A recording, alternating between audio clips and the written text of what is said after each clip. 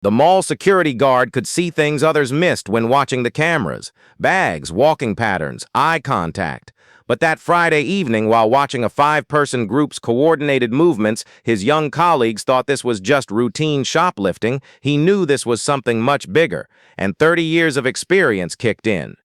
Welcome to Human Stories. Before we begin this powerful story, tell us in the comments which city you're watching from today. And if you believe stories like this need to be told, hit that subscribe button.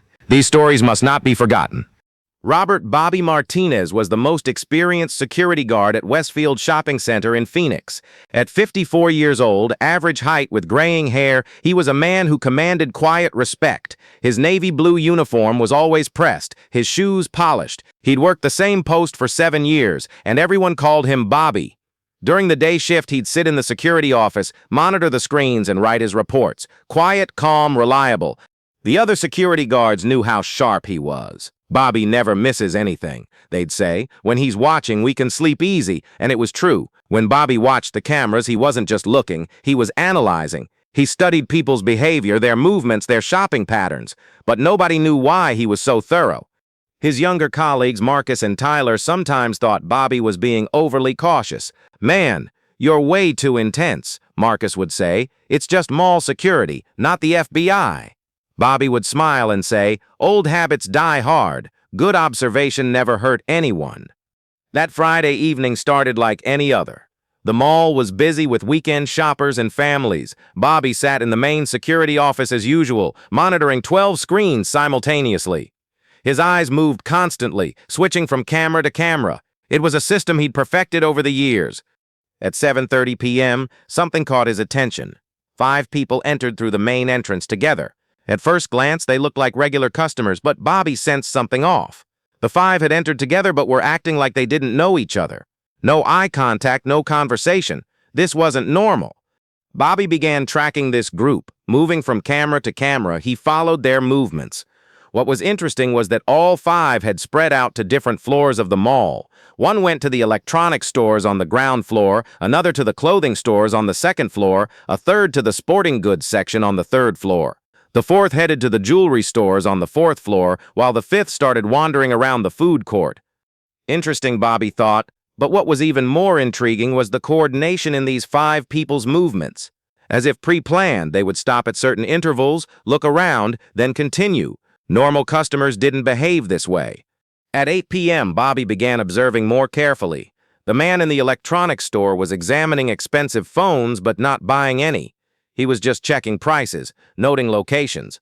The woman in the clothing store was doing the same thing, looking at clothes but not shopping. The young man in sporting goods was checking out equipment, but avoiding conversations with sales staff. To Bobby's experienced eyes, these behaviors were setting off alarm bells. These people weren't shopping, they were conducting reconnaissance. They were trying to learn store layouts, security camera positions, staff numbers. This was the preliminary work of an organized crime group. Marcus came into the security office. "Bobby, can I take my break?" he said. Without looking up, Bobby said, "Hold on, keep an eye on those 5 people." Marcus looked at the monitors. "Which 5 people? I just see regular customers." "The guy in the electronics store, the blonde woman on the 2nd floor, the kid in the black jacket on the 3rd floor, the guy with the hat on the 4th floor, and the redhead in the food court. They came in together but are acting like they don't know each other." Marcus looked more carefully. "Bobby, how do you know they're together? I didn't notice anything." Bobby rewound the monitor footage. "Look, at 7:32 they enter through the main entrance 5 seconds apart. See? First guy enters, 5 seconds later the woman, then the others. That's not coincidence." Marcus was amazed. "Wow, Bobby, how do you catch these things?" Bobby smiled. "Experience." But the real reason ran much deeper. Bobby's attention to detail was the product of years of police training and decades in the field. At 8:15 p.m., the situation became clearer. The 5 people were now leaving the stores and weren't gathering at different points in the mall. They met at the cafe directly across from the main security office. They didn't sit at a table, just stood waiting. They talked, but in a way that would be incomprehensible to anyone who couldn't lip read. Bobby's pulse quickened. Now he was certain. These 5 people were a crime organization, and they were preparing a major operation, probably tonight or very soon. He needed to act immediately. "Marcus, get Tyler. We have an emergency." Marcus was confused. What emergency? I don't see anything.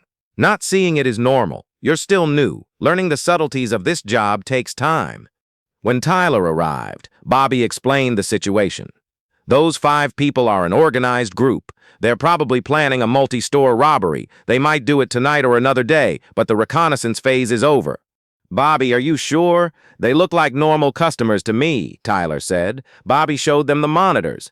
Look, the guy in electronics has been examining the same phone for 2 hours but hasn't even talked to a sales associate. Would a normal customer act like that? The guy at the jewelry store is looking at gold necklaces but hasn't even asked about prices. The ones in sporting goods are examining equipment but don't want to try anything. The young security guards started looking more carefully. There really were oddities in the behavior, but they still couldn't see exactly what Bobby was seeing. So what do we do? Marcus asked. Bobby thought. In his years as a police officer, what would he do when faced with such situations? Coordination, strategy, and patience were needed. First, we notify mall management. Then we alert the store security managers. But we can't draw attention. These people look professional. If they realize we've noticed them, they might change their plan. Bobby called the mall manager, Steve Wilson. Steve, we have an urgent situation. Can you come to our office? Steve was in the security office 5 minutes later. Bobby explained the situation in detail. The coordinated movements of 5 people, their reconnaissance in stores, their failure to exhibit normal customer behavior. Bobby, are you sure? This is a serious accusation, Steve said. Of course I'm sure. I've been in this business for 30 years. I mean, many years. These people are preparing for a crime.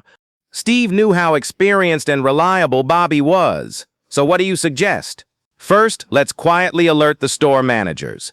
Have them increase staff numbers, reduce cash amounts. Then we call the police, but we can't draw attention. These people are still in the mall. That's when Bobby's true talent emerged. His coordination was perfect. First, he called the electronics store manager. Mike, this is Bobby from security. You have some customers in your store right now doing surveillance. Be a little careful. Increase your staff numbers. Then he called the jewelry store. Sarah, don't keep too much cash in the register tonight. Also reduce the expensive items in the displays. In every call, he was calm, clear, and professional. He wasn't creating panic, but he was ensuring necessary precautions were taken. At 8:45 p.m., the 5 people moved into action. They left the cafe and spread back to the stores. But this time, their behavior was different. They weren't conducting reconnaissance anymore. They were taking positions. The man in electronics moved to a position near the register. The man at the jewelry store positioned himself directly across from the display cases. That's it, Bobby said. Now I'm calling the police. But at that moment, something unexpected happened. One of the 5 people looked directly at the security camera and smiled, as if he knew he was being watched. Bobby's blood ran cold. These guys are very professional. They've realized we're watching them. And indeed they had. The group leader had located the security office, identified camera positions, and realized they were being monitored. What do we do now? Marcus asked. Bobby's years of experience kicked in. Stay calm. They know we've noticed them, and we know they know. Now the real game begins. Bobby called the police. Detective, this is Robert Martinez, Westfield Shopping Center Security Supervisor. Emergency situation. 5-person organized group preparing operation at the mall. Need immediate backup. The voice on the phone was familiar. Bobby, is that you? This is Detective Johnson. It's been a long time. Johnson, this isn't time for nostalgia. We have a serious situation. These people look very professional. All right, sending units. You maintain control there, just like the old days. The old days, memories flashed through Bobby's mind. The days when he was a captain, the period when he ran major operations, the years he fought organized crime. But now he was just a mall security guard, or so it appeared. At 9 p.m., the group moved into action. The man in electronics approached the cashier. The man at jewelry started examining the display cases. The others took positions, but Bobby was ready. Marcus, Tyler, listen to me. Now I'm going to tell you exactly what you're going to do. You won't hesitate, you'll do exactly what I say. The authority in his voice surprised the young security guards.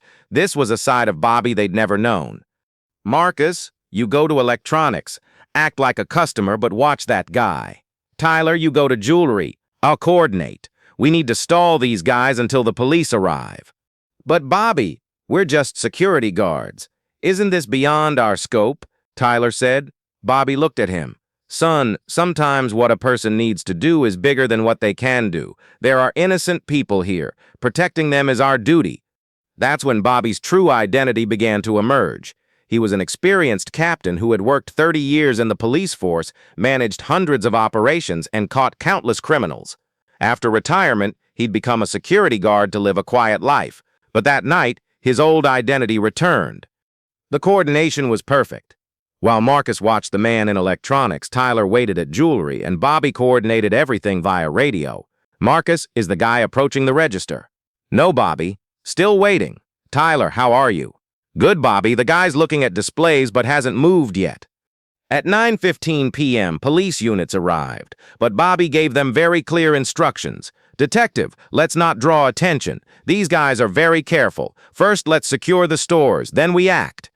The plan was perfect. Police units spread through the mall in civilian clothes. Bobby coordinated, first unit to electronics, second unit to jewelry, third unit standby in the food court. At 9:30 p.m., the operation began. All 5 people moved simultaneously. The man in electronics showed a bag to the cashier. The other prepared to break the jewelry display glass. But the ready police units intervened immediately.